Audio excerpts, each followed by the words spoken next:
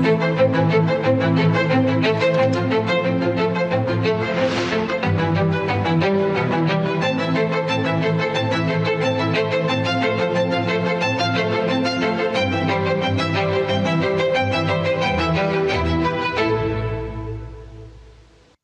प्यारे देशवासियों, नमस्कार। मन की बात में आपका एक बार फिर स्वागत है। नवंबर का महीना बहुत सी प्रेरणाएं लेकर आया। कुछ दिन पहले ही 26 नवंबर को संविधान दिवस पर सेंट्रल हॉल में विशेष कार्यक्रम का आयोजन हुआ। वंदे मातरम के 150 वर्ष होने पर पूरे देश में होने वाले कार्यक्रमों की शानदार शुरुआत हुई। 25 नवंबर को अयोध्या में राम मंदिर पर धर्म ध्वजा का आरोहण हुआ। इसी दिन कुरुक्षेत्र के ज्योतिसर में पांचजन्य स्मारक का लोकार्पण हुआ। साथियों, कुछ दिन पहले मैंने हैदराबाद में दुनिया की सबसे बड़ी लीप इंजन एमआरओ फैसिलिटी का उद्घाटन किया है। एयरक्राफ्ट की मेंटेनेंस, रिपेयर एंड ओवरहॉल के सेक्टर में भारत ने ये बहुत बड़ा कदम उठाया है। पिछले हफ्ते मुंबई में एक कार्यक्रम के दौरान आईएनएस माहे को भारतीय नौसेना में शामिल किया गया। पिछले ही हफ्ते भारत के स्पेस इकोसिस्टम को स्काई रूट के इन्फिनिटी कैंपस ने नई उड़ान दी है। ये भारत की नई सोच, इनोवेशन और यूथ पावर का प्रतिबिंब बना है। साथियों, कृषि क्षेत्र में भी देश ने बड़ी उपलब्धि हासिल की। भारत ने 357 मिलियन टन के खाद्यान्न उत्पादन के साथ एक ऐतिहासिक रिकॉर्ड बनाया है। 357 मिलियन टन। 10 साल पहले की तुलना में भारत का खाद्यान्न उत्पादन 100 मिलियन टन और बढ़ गया है। खेलों की दुनिया में भी भारत का परचम लहराया है। कुछ दिन पहले ही भारत को कॉमनवेल्थ खेलों की मेजबानी का भी ऐलान हुआ। ये उपलब्धियां देश की है, देशवासियों की है। और मन की बात देश के लोगों की ऐसी उपलब्धियों को, लोगों के सामूहिक प्रयासों को जन सामान्य के सामने लाने का एक बेहतरीन मंच है। साथियों, अगर मन में लगन हो, सामूहिक शक्ति पर, टीम की तरह काम करने पर विश्वास हो, गिरकर फिर से उठ खड़े होने का साहस हो, तो कठिन से कठिन काम में भी सफलता सुनिश्चित हो जाती है। आप उस दौर की कल्पना करिए जब सैटेलाइट नहीं थी, जीपीएस सिस्टम नहीं था, नेविगेशन की कोई सुविधाएं नहीं होती थी। तब भी हमारे नाविक बड़े बड़े जहाज लेकर समंदर में निकल जाते थे और तय स्थानों पर पहुंचते थे। अब समंदर से आगे बढ़कर दुनिया के देश अंतरिक्ष की अनंत ऊंचाई को नाप रहे हैं। चुनौती वहां भी वही है। न जीपीएस सिस्टम है, न संचार की वैसी व्यवस्थाएं हैं। फिर हम कैसे आगे बढ़ेंगे? साथियों, कुछ दिनों पहले सोशल मीडिया पर एक वीडियो ने मेरा ध्यान खींचा। ये वीडियो इसरो की एक अनोखी ड्रोन प्रतियोगिता का था। इस वीडियो में हमारे देश के युवा और खासकर हमारे जैन जी मंगल ग्रह जैसी परिस्थितियों में ड्रोन उड़ाने की कोशिश कर रहे थे।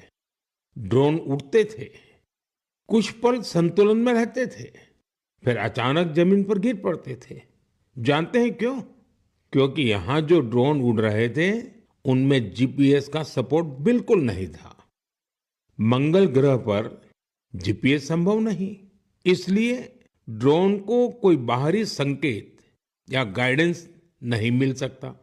ड्रोन को अपने कैमरे और इन बिल्ट सॉफ्टवेयर के सहारे उड़ना था। उस छोटे से ड्रोन को जमीन के पैटर्न पहचानने थे, ऊंचाई मापनी थी, बाधाएं समझनी थी और खुद ही सुरक्षित उतरने का रास्ता ढूंढना था। इसलिए ड्रोन भी एक के बाद एक गिरे जा रहे थे। साथियों, इस प्रतियोगिता में पुणे के युवाओं की एक टीम ने कुछ हद तक सफलता पाई। उनका ड्रोन भी कई बार गिरा, क्रैश हुआ, पर उन्होंने हार नहीं मानी। कई बार के प्रयास के बाद इस टीम का ड्रोन मंगल ग्रह की परिस्थिति में कुछ देर उड़ने में कामयाब रहा। साथियों, ये वीडियो देखते हुए मेरे मन में एक और दृश्य उभर आया। वो दिन जब चंद्रयान 2 संपर्क से बाहर हो गया था। उस दिन पूरा देश और खासकर वैज्ञानिक कुछ पल के लिए निराश हुए थे। लेकिन साथियों, असफलता ने उन्हें रोका नहीं। उसी दिन उन्होंने चंद्रयान 3 की सफलता की कहानी लिखनी शुरू कर दी। यही कारण है कि जब चंद्रयान 3 ने सफल लैंडिंग की तो वो सिर्फ एक मिशन की सफलता नहीं थी, वो तो असफलता से निकलकर बनाए गए विश्वास की सफलता थी। इस वीडियो में जो युवा दिख रहे हैं, उनकी आंखों में मुझे वही चमक दिखाई दी। हर बार जब मैं हमारे युवाओं की लगन और वैज्ञानिकों के समर्पण को देखता हूं, तो मन उत्साह से भर जाता है। युवाओं की यही लगन विकसित भारत की बहुत बड़ी शक्ति है। मेरे प्यारे देशवासियों, आप सभी शहद की मिठास से जरूर परिचित होंगे, लेकिन अक्सर हमें ये नहीं पता चलता इसके पीछे कितने लोगों की मेहनत है, कितनी परंपराएं हैं और प्रकृति के साथ कितना सुंदर तालमेल है। साथियों, जम्मू कश्मीर के पहाड़ी इलाकों में वन तुलसी यानी सुलाई के फूलों से यहाँ की मधुमक्खियां बेहद अनोखा शहद बनाती हैं। ये सफेद रंग का शहद होता है जिसे रामबन सुलाई हनी कहा जाता है। कुछ वर्षों पहले ही रामबन सुलाई हनी को जीआई टैग मिला है। इसके बाद इस शहद की पहचान पूरे देश में बन रही है। साथियों, दक्षिण कन्नड़ा जिले के पुत्तूर में वहां की वनस्पतियां शहद उत्पादन के लिए उत्कृष्ट मानी जाती हैं। यहाँ ग्रामजन्य नाम की किसान संस्था इस प्राकृतिक उपहार को नई दिशा दे रही है। ग्रामजन्य ने यहाँ एक आधुनिक प्रोसेसिंग यूनिट बनाया। लैब, बॉटलिंग, स्टोरेज और डिजिटल ट्रैकिंग जैसी सुविधाएं जोड़ी गई।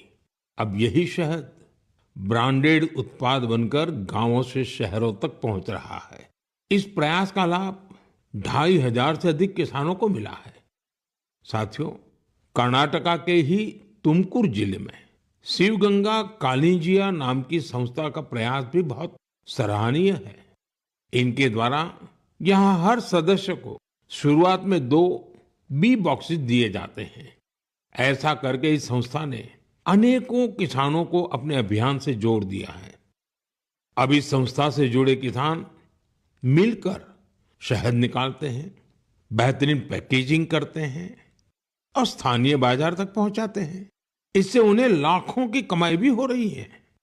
ऐसा ही एक उदाहरण नागालैंड के क्लिफ हनी हंटिंग का है। नागालैंड के चोकलांगन गांव में खियामनी यांगन जनजाति सदियों से शहद निकालने का काम करती आई है। यहाँ मधुमक्खियों पेड़ों पर नहीं बल्कि ऊंची चट्टानों पर अपने घर बनाती हैं। इसलिए शहद निकालने का काम भी बहुत जोखिम भरा होता है। इसलिए यहाँ के लोग मधुमक्खियों से पहले सौम्यता से बात करते हैं, उनसे अनुमति लेते हैं, उन्हें बताते हैं कि आज वे शहद लेने आए हैं। इसके बाद शहद निकालते हैं। साथियों, आज भारत हनी प्रोडक्शन में नए रिकॉर्ड बना रहा है। 11 साल पहले देश में हनी का उत्पादन 74,000 मैट्रिक टन था। अब ये बढ़कर 1.5 लाख मैट्रिक टन से भी ज्यादा हो गया है। बीते कुछ वर्षों में शहद का एक्सपोर्ट भी 3 गुना से ज्यादा बढ़ गया है। हनी मिशन कार्यक्रम के तहत खादी ग्रामोद्योग ने भी 2.25 लाख से ज्यादा बी बॉक्सेस लोगों में बांटे हैं। इससे हजारों लोगों को रोजगार के नए अवसर मिले हैं। यानी देश के अलग अलग कोनों में शहद की मिठास भी बढ़ रही है और ये मिठास किसानों की आय भी बढ़ा रही है। मेरे प्यारे देशवासियों, हरियाणा के कुरुक्षेत्र में महाभारत का युद्ध हुआ था, ये हम सभी जानते हैं। लेकिन युद्ध के इस अनुभव को अब आप वहां महाभारत अनुभव केंद्र में भी साक्षात महसूस कर सकते हैं। इस अनुभव केंद्र में महाभारत की गाथा को 3D light and sound show और डिजिटल टेक्निक से दिखाया जा रहा है। 25 नवंबर को जब मैं कुरुक्षेत्र गया था तो इस अनुभव केंद्र के अनुभव ने मुझे आनंद से भर दिया था। साथियों, कुरुक्षेत्र में ब्रह्म सरोवर पर आयोजित अंतर्राष्ट्रीय गीता महोत्सव में शामिल होना भी मेरे लिए बहुत विशेष रहा। मैं ये देखकर बहुत प्रभावित हुआ कि कैसे दुनिया भर के लोग दिव्य ग्रंथ गीता से प्रेरित हो रहे हैं। इस महोत्सव में यूरोप और सेंट्रल एशिया सहित विश्व के कई देशों के लोगों की भागीदारी रही।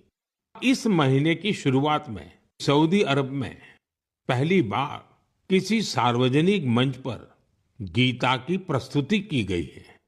यूरोप के लातविया में भी एक यादगार गीता महोत्सव आयोजित किया गया।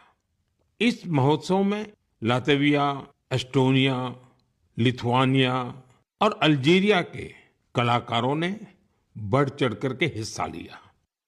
साथियों, भारत की महान संस्कृति में शांति और करुणा का भाव सर्वोपरि रहा है।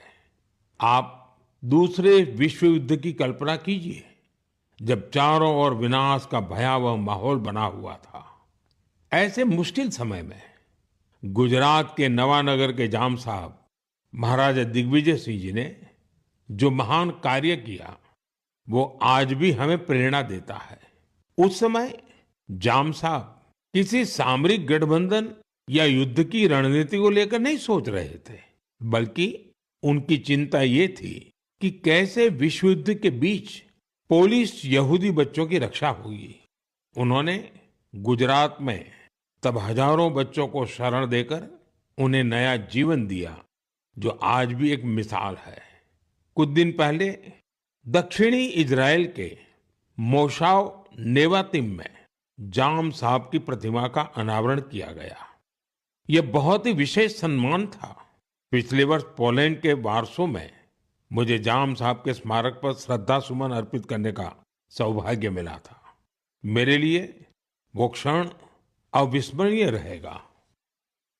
मेरे प्यारे देशवासियों, कुछ दिनों पहले मैं नेचुरल फार्मिंग के एक विशाल सम्मेलन में हिस्सा लेने कोयम्बटूर गया था। दक्षिण भारत में नेचुरल फार्मिंग को लेकर हो रहे प्रयासों को देखकर मैं बहुत प्रभावित हुआ। कितने ही युवा हाईली क्वालिफाइड प्रोफेशनल अब नेचुरल फार्मिंग फील्ड को अपना रहे हैं। मैंने वहां किसानों से बात की, उनसे अनुभव जाने। नेचुरल फार्मिंग भारत की प्राचीन परंपराओं का हिस्सा रही है और हम सभी का कर्तव्य है कि धरती माँ की रक्षा के लिए इसे निरंतर बढ़ावा दें। साथियों, विश्व की सबसे पुरानी भाषा और विश्व के सबसे प्राचीन शहरों में से एक शहर, इन दोनों का संगम हमेशा अद्भुत होता है। मैं बात कर रहा हूं काशी तमिल संगमम की। 2 दिसंबर से काशी के नमो घाट पर चौथा काशी तमिल संगमम शुरू हो रहा है। इस बार के काशी तमिल संगमम की थीम बहुत ही रोचक है। लर्न तमिल, तमिल कर कलम। काशी तमिल संगमम उन सभी लोगों के लिए एक महत्वपूर्ण मंच बन गया है जिन्हें तमिल भाषा से लगाव है। काशी के लोगों से जब भी बात होती है तो वो हमेशा बताते हैं कि काशी तमिल संगमम का हिस्सा बनना उन्हें बहुत अच्छा लगता है। यहाँ उन्हें कुछ नया सीखने और नए नए लोगों से मिलने का अवसर मिलता है। इस बार भी काशीवासी पूरे जोश और उत्साह के साथ तमिलनाडु से आने वाले अपने भाई बहनों का स्वागत करने के लिए बहुत उत्सुक हैं। मेरा आप सभी से आग्रह है कि आप काशी तमिल संगमम का हिस्सा जरूर बने। इसके साथ ही ऐसे और भी मंचों के बारे में सोचें जिनसे एक भारत श्रेष्ठ भारत की भावना मजबूत हो। यहाँ मैं एक बार फिर कहना चाहूंगा, तमिल कलाचारम उयर्वाणद, तमिल मोली उयर्वानद, तमिल इंडियाविन पेरुमिदम। मेरे प्यारे देशवासियों, जब भारत के सुरक्षा तंत्र को मजबूती मिलती है तो हर भारतीय को गर्व होता है। पिछले हफ्ते मुंबई में आईएनएस माहे को भारतीय नौसेना में शामिल किया गया। कुछ लोगों के बीच इसके स्वदेशी डिजाइन को लेकर खूब चर्चा रही। वहीं पुडुचेरी और मालाबार कोस्ट के लोग इसके नाम से ही खुश हो गए। दरअसल इसका माहे नाम उस स्थान माहे के नाम पर रखा गया है जिसकी एक समृद्ध ऐतिहासिक विरासत रही है। केरला और तमिलनाडु के कई लोगों ने इस बात पर गौर किया कि इस युद्धपोत का क्रेस्ट, उरुमी और कलारियपट्टू की पारंपरिक लचीली तलवार की तरह दिखाई पड़ता है। ये हम सबके लिए गर्व की बात है कि हमारी नौसेना बहुत ही तेजी से आत्मनिर्भरता की ओर कदम बढ़ा रही है। 4 दिसंबर को हम नौसेना दिवस भी मनाने जा रहे हैं। ये अवसर हमारे सैनिकों के अदम्य साहस और पराक्रम को सम्मान देने का एक खास दिन है। साथियों, जो लोग नेवी से जुड़े टूरिज्म में रुचि रखते हैं, उनके लिए हमारे देश में बहुत सी जगह हैं जहां जाकर उन्हें बहुत कुछ सीखने को मिलेगा। देश के पश्चिमी तट पर गुजरात के सोमनाथ के पास एक जिला है दीव। दीव में आईएनएस खुखरी को समर्पित खुखरी मेमोरियल एंड म्यूजियम है। वहीं गोवा में नेवल एविएशन म्यूजियम है जो एशिया में अपनी तरह का अनूठा संग्रहालय है। फोर्ट कोची के आईएनएस द्रोणाचार्य में इंडियन नेवल मैरीटाइम म्यूजियम है। यहाँ हमारे देश की मैरीटाइम हिस्ट्री और इंडियन नेवी के इवोल्यूशन को देखा जा सकता है। श्री विजयपुरम, जिसे पहले पोर्ट ब्लेयर कहा जाता था, वहां समुद्री का नेवल मरीन म्यूजियम उस क्षेत्र के समृद्ध इतिहास को सामने लाने के लिए जाना जाता है। कारवार के रविंद्रनाथ टैगोर बीच पर वॉरशिप म्यूजियम में मिसाइलों और हथियारों की रिप्लिका रखी गई है। विशाखापट्टनम में भी एक सबमरीन, हेलीकॉप्टर और एयरक्राफ्ट म्यूजियम है जो इंडियन नेवी से जुड़ा है। मैं आप सभी से, विशेषकर मिलिट्री हिस्ट्री में रुचि रखने वाले लोगों से आग्रह करता हूं कि आप इन म्यूजियम्स को देखने जरूर जाएं। मेरे प्यारे देशवासियों, सर्दियां आ गई हैं और साथ ही सर्दियों से जुड़े टूरिज्म का भी समय आ गया है। दुनिया के कई देशों ने सर्दियों में होने वाले टूरिज्म को, विंटर टूरिज्म को अपनी अर्थव्यवस्था का बहुत बड़ा आधार बना दिया है। अनेक देशों में दुनिया के सबसे सफल विंटर फेस्टिवल और विंटर स्पोर्ट्स मॉडल है। इन देशों ने skiing, snowboarding, snow trekking, ice climbing और फैमिली स्नो पार्क्स जैसे अनुभवों को अपनी पहचान बनाया है। इन्होंने अपने विंटर फेस्टिवल्स को भी वैश्विक आकर्षण में बदला है। साथियों, हमारे देश में भी विंटर टूरिज्म की हर क्षमता मौजूद है। हमारे पास पहाड़ भी हैं, संस्कृति भी है और एडवेंचर की असीम संभावनाएं भी हैं। मुझे खुशी है, इन दिनों उत्तराखंड का विंटर टूरिज्म लोगों को बहुत आकर्षित कर रहा है। सर्दियों के मौसम में औली, मुनस्यारी, चोपटा और डेहरा जैसी जगहें खूब पॉपुलर हो रही हैं। अभी कुछ सप्ताह पहले पिथौरागढ़ जिले में 14,500 फुट से अधिक की ऊंचाई पर आदि कैलाश में राज्य की पहली high altitude ultra run marathon का आयोजन किया गया था। इसमें देश भर के 18 राज्यों से 750 से ज्यादा एथलीट्स ने हिस्सा लिया था। 60 किलोमीटर लंबी आदि कैलाश परिक्रमा रन का प्रारंभ कड़कड़ाती सर्दी में सुबह 5 बजे हुआ था। इतनी ठंड के बावजूद भी लोगों का उत्साह देखते ही बनता था। आदि कैलाश की यात्रा पर जहां 3 साल पहले तक मात्र 2000 से कम पर्यटक आते थे। अब यह संख्या भी बढ़कर 30,000 से अधिक हो गई है। साथियों, कुछ ही हफ्तों में उत्तराखंड में विंटर गेम्स का आयोजन भी होना है। देश भर के खिलाड़ी, एडवेंचर प्रेमी और खेलों से जुड़े लोग इस आयोजन को लेकर उत्साहित हैं। स्कीइंग हो या स्नोबोर्डिंग, बर्फ पर होने वाले कई खेलों की तैयारियां शुरू हो चुकी हैं। उत्तराखंड ने विंटर टूरिज्म को बढ़ाने के लिए कनेक्टिविटी और इंफ्रास्ट्रक्चर पर भी फोकस किया है। होम स्टे को लेकर नई पॉलिसी भी बनाई गई है। साथियों, सर्दियों में बेड इन इंडिया अभियान की भी अलग धूम होती है। सर्दियों की सुनहरी धूप हो, पहाड़ से उतरते कोहरे की चादर हो, डेस्टिनेशन वेडिंग के लिए पहाड़ भी अब खूब पॉपुलर हो रहे हैं। कई शादियां तो अब खास तौर पर गंगा जी के किनारे हो रही है। साथियों, सर्दियों के इन दिनों में हिमालय की वादियां एक ऐसे अनुभव का हिस्सा बन जाती हैं जो जीवन भर साथ रहता है। अगर आप इस सर्दी में कहीं जाने का विचार कर रहे हैं तो हिमालय की वादियों का विकल्प जरूर रखिएगा। साथियों, कुछ हफ्ते पहले मैं भूटान गया था। ऐसे दौरों में अलग अलग प्रकार के संवाद और चर्चाओं का अवसर मिलता है। अपनी इस यात्रा में मैंने भूटान के राजा, वर्तमान राजा के पिताजी, जो खुद भी पहले राजा रह चुके हैं, वहाँ के प्रधानमंत्री और अन्य लोगों से मुलाकातें की। इस दौरान हर किसी से एक बात जरूर सुनने को मिली। सभी लोग वहाँ बुद्धिस्ट रिलिक्स यानी भगवान बुद्ध के पवित्र अवशेष भेजे जाने को लेकर भारतवासियों का आभार जता रहे थे। मैंने जब भी यह सुना तो मेरा हृदय गर्व से भर उठा। साथियों, भगवान बुद्ध के पावन अवशेषों को लेकर कई अन्य देशों में भी ऐसा ही उत्साह देखने को मिला है। पिछले महीने ही नेशनल म्यूजियम से इन पवित्र अवशेषों को रूस के कलमिकिया ले जाया गया था। यहाँ बौद्ध धर्म का विशेष महत्व है।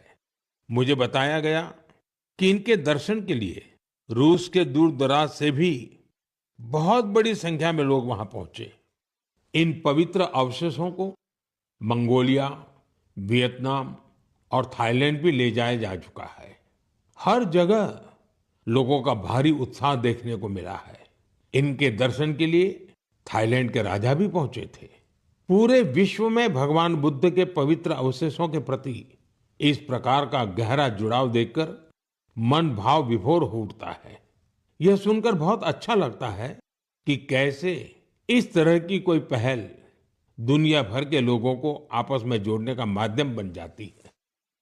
मेरे प्यारे देशवासियों, मैं आप सभी से हमेशा वोकल फॉर लोकल के मंत्र को साथ लेकर चलने की बात करता हूं। अभी कुछ दिनों पहले G20 शिखर सम्मेलन के दौरान जब विश्व के कई नेताओं को उपहार देने की बात आई तो मैंने फिर कहा वोकल फॉर लोकल। मैंने देशवासियों की ओर से विश्व के नेताओं को जो उपहार भेंट किए उसमें इस भावना का विशेष ध्यान रखा गया। G20 के दौरान मैंने दक्षिण अफ्रीका के राष्ट्रपति को नटराज की कांस्य प्रतिमा भेंट की। ये तमिलनाडु के तंजावुर की सांस्कृतिक विरासत से जुड़ी चौलकालीन शिल्पकला का अद्भुत उदाहरण है। कनाडा के प्रधानमंत्री को चांदी के अश्व की प्रतिकृति दी गई। यह राजस्थान के उदयपुर की बेहतरीन शिल्पकला को दर्शाती है। जापान के प्रधानमंत्री को चांदी की बुद्ध की प्रतिकृति भेंट की गई। इसमें तेलंगाना और करीमनगर की प्रसिद्ध सिल्वर क्राफ्ट की बारीकी का पता चलता है। इटली की प्रधानमंत्री को फूलों की आकृतियों वाला सिल्वर मिरर उपहार में दिया। ये भी करीमनगर की ही पारंपरिक धातु शिल्पकला को प्रदर्शित करता है। ऑस्ट्रेलिया के प्रधानमंत्री को मैंने ब्रास उर्ली भेंट की। ये केरला के मन्नार का एक उत्कृष्ट शिल्प है। मेरा उद्देश्य था कि दुनिया भारत के शिल्प, कला और परंपरा के बारे में जाने और हमारे कारीगरों की प्रतिभा को ग्लोबल मंच मिले। साथियों, मुझे खुशी है कि वोकल फॉर लोकल की भावना को देश के करोड़ों लोगों ने अपने जीवन का हिस्सा बना लिया है। इस साल जब आप त्योहारों की खरीदारी के लिए बाजार में गए होंगे, तो एक बात आप सभी ने महसूस की होगी, लोगों की पसंद और घरों में आने वाले सामानों में एक साफ संकेत दिखाई दे रहा था कि देश स्वदेशी की ओर लौट रहा है। लोग अपने मन से भारतीय उत्पादों को चुन रहे थे। इस बदलाव को छोटे से छोटे दुकानदार ने भी महसूस किया। इस बार युवाओं ने भी वोकल फॉर लोकल अभियान को गति दी। आने वाले कुछ दिन में क्रिसमस और नए वर्ष पर खरीदारी का नया दौर शुरू होने वाला है। मैं आपको फिर याद दिलाऊंगा, वोकल फॉर लोकल का मंत्र याद रखें। खरीदें वही जो देश में बना हो, बेचे वही जिसमें किसी देशवासी की मेहनत लगी हो। मेरे प्यारे देशवासियों, भारतीय खेलों के लिहाज से ये महीना सुपरहिट रहा है। इस महीने की शुरुआत भारतीय महिला टीम द्वारा आईसीसी महिला विश्व कप जीतने से शुरू हुई, लेकिन उसके बाद भी मैदान पर और ज्यादा एक्शन देखने को मिला है। कुछ दिन पहले ही टोक्यो में डेफ ओलंपिक्स हुए हैं, जहां भारत ने अपना अब तक का सर्वश्रेष्ठ प्रदर्शन करते हुए 20 मेडल जीते हैं। हमारी महिला खिलाड़ियों ने भी कबड्डी वर्ल्ड कप जीतकर इतिहास ही रच दिया। पूरे टूर्नामेंट में उन्होंने बेहतरीन प्रदर्शन करके हर भारतवासी का मन जीत लिया। वर्ल्ड बॉक्सिंग कप फाइनल्स में भी हमारे खिलाड़ियों का प्रदर्शन शानदार रहा, जहां उन्होंने 20 मेडल जीते। साथियों, जिस बात की और भी अधिक चर्चा हो रही है, वो है हमारी महिला टीम का ब्लाइंड क्रिकेट वर्ल्ड कप जीतना। बड़ी बात यह है कि हमारी इस टीम ने बिना एक भी मैच हारे इस टूर्नामेंट को जीता है। देशवासियों को इस टीम के हर खिलाड़ी पर बहुत गर्व है। मेरी इस टीम से प्रधानमंत्री निवास पर मुलाकात हुई। वाकई इस टीम का हौसला, उनका जज्बा हमें बहुत कुछ सिखाता है। यह विजय हमारे खेल इतिहास की सबसे बड़ी जीतों में से एक है, जो हर भारतीय को प्रेरित करती रहेगी। साथियों, आजकल हमारे देश में इंड्योरेंस स्पोर्ट्स की एक नई खेल संस्कृति भी तेजी से उभर रही है। इंड्योरेंस स्पोर्ट्स से मेरा मतलब ऐसी स्पोर्ट्स एक्टिविटीज से है जिनमें आपकी लिमिट्स की परख होती है। कुछ साल पहले तक मैराथन और बाइकेथॉन जैसे खास इवेंट कुछ विशेष लोगों तक ही सीमित थे, लेकिन अब बहुत कुछ बदल चुका है।